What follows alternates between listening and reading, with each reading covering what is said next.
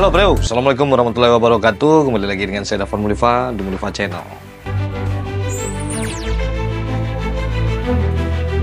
Kementerian Perhubungan atau Kemenhub akan mencabut status internasional dari 17 bandara di Indonesia. Nah, ini termasuk Bandara Internasional Minangkabau di Padang, Sumatera Barat juga ikut dicabut.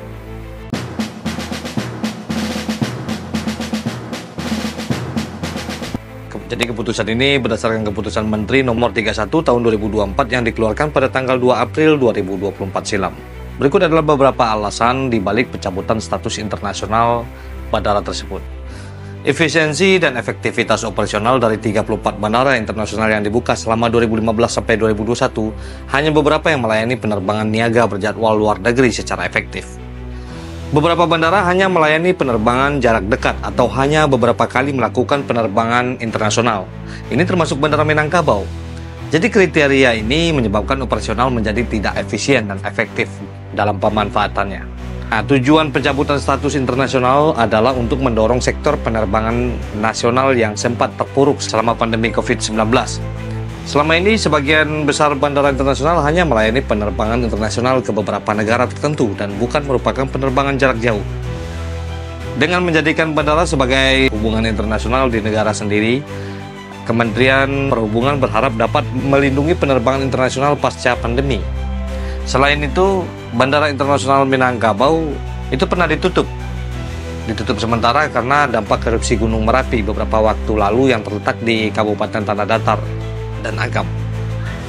Nah, penutupan ini dilakukan karena sebaran abu vulkanik dapat membahayakan dan menghentikan kerja mesin pesawat.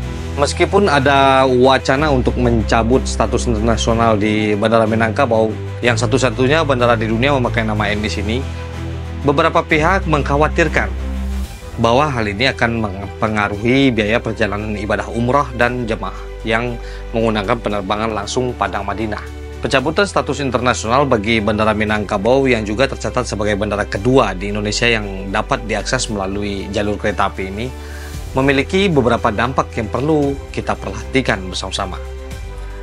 Yang pertama yaitu dengan pencabutan status internasional ini, pastinya bandara ini tidak lagi diakui sebagai bandara internasional oleh Badan Penerbangan Sipil Internasional. Jadi akibatnya maskapai penerbangan tidak dapat lagi mengoperasikan rute penerbangan langsung dari Minangkabau ke negara-negara lain. Nah, ini dapat mengurangi pilihan penerbangan bagi penumpang yang ingin berpergian ke luar negeri. Begitulah kira-kira. Jadi bandara internasional biasanya berkontribusi pada pertumbuhan ekonomi daerah sekitarnya. Dengan pencabutan status internasional, potensi pendapatan dari pajak bandara, pariwisata, dan sektor terkait lainnya itu dapat berkurang. Ini juga dapat mempengaruhi lapangan pekerjaan yang terkait dengan operasional bandara tersebut. Jadi Bandara Minangkabau mungkin harus menyesuaikan infrastruktur dan fasilitasnya setelah pencabutan status internasional ini.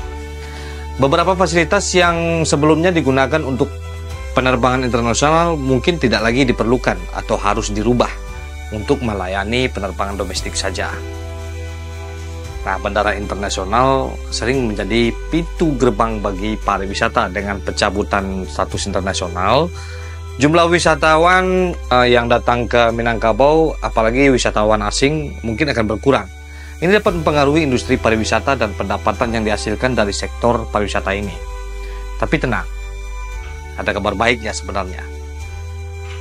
Apa itu? Nah, Bandara Internasional Minangkabau ternyata tak jadi turun status atau dicabut izin sebagai bandara internasional. Ada yang punya andil dalam pengusahaan ini sebenarnya. Beliau adalah Wali Kota Pariaman, yaitu Bapak Genius Umar. Beliau punya andil sebagai kepala daerah pertama di Sumatera Barat yang getol mempertahankan status BIM ini sebagai bandara internasional. Sampai-sampai berani menyurati Menteri BUMN, Badan Usaha Milik Negara, yaitu Bapak Erick Thohir. Menurut Pak Genius, kalau BIM ini diturunkan statusnya akan merusak perekonomian Sumbar pada umumnya dan Kota Pariaman pada khususnya. Dan hal ini telah dibuktikan dengan tingginya tingkat kunjungan wisatawan mancanegara ke daerah Minangkabau. Sehingga hal ini perlu kita pertahankan, kata beliau. Kita patut apresiasi dengan kegigihan Bapak Wali Kota Pariaman ini. Menurut saya, Bandara Internasional Minangkabau di Padang, Sumatera Barat sebenarnya memiliki potensi besar. Bahkan lebih besar lagi untuk menjadi lebih dari sekedar pintu masuk bagi wisatawan saja. Jadi ada beberapa langkah yang mungkin dapat diambil untuk memajukan bandara kita ini dari segi pariwisata. Mungkin bisa menjadi pertimbangan. Jadi Bandara Minangkabau dapat menjadi etalase pariwisata dengan mengekspos destinasi wisata unggulan melalui poster besar dan lemari pajang di area kedatangan dan keberangkatan. Ini saya lihat tidak begitu ada ya. Nah, poster tersebut dapat menampilkan keindahan alam, budaya, dan kuliner khas Ranah Minang. Dengan cara ini, para pengunjung yang tiba di bandara akan lebih tertarik untuk menjelajahi lebih lanjut pariwisata tersebut. Meskipun anggaran kita terbatas, kerjasama dengan pihak lain itu juga dapat membantu mempromosikan pariwisata kita. Misalnya, kerjasama dengan maskapai penerbangan untuk mengadakan paket wisata yang menggabungkan penerbangan dan akomodasi. Selain itu, kerjasama dengan hotel, restoran, dan operator lokal juga dapat meningkatkan pengalaman wisata. Jadi Bandara Minangkabau dapat meningkatkan fasilitas yang mendukung pariwisata. Misalnya menyediakan informasi wisata, layanan antar jemput, dan area khusus untuk produk-produk khas daerah Sumatera Barat. Fasilitas yang ramah pada wisatawan akan memberikan kesan positif kepada pengunjung. Nah, bandara dapat mengadakan pertunjukan seni dan budaya lokal di area tunggu. Ini tidak hanya menghibur pengunjung, tetapi juga memperkenalkan kekayaan budaya Minangkabau itu sendiri. Jadi selain itu, dengan memajang pakaian adat dan produk khas di lemari pajang juga dapat menarik perhatian wisatawan yang datang. Bandara dapat bekerja sama dengan pemerintah daerah untuk mengembangkan paket-paket wisata yang melibatkan destinasi di sekitar Sumatera Barat tersebut. Misalnya, menggabungkan antara perjalanan ke Bukit Tinggi, Danau Meninjau, atau Pulau Mentawai. Nah, kolaborasi ini dapat memperluas pilihan wisatawan dan memperkenalkan lebih banyak tempat menarik yang ada di Sumatera Barat. Ya, mudah-mudahan aja dengan langkah-langkah ini, siapa tahu bandara kita Minangkabau dapat menjadi lebih dari sekedar tempat transit, tetapi juga menjadi bagian penting dari pengalaman wisata yang tak terlupakan bagi para pengunjung begitu. Yang terpenting, kita juga harus membangun penduduk Sumatera Barat menjadi penduduk yang ramah, bersahabat, dan baik terhadap wisatawan tanpa harus mengcopy paste kebudayaan dari luar itu, ya kan?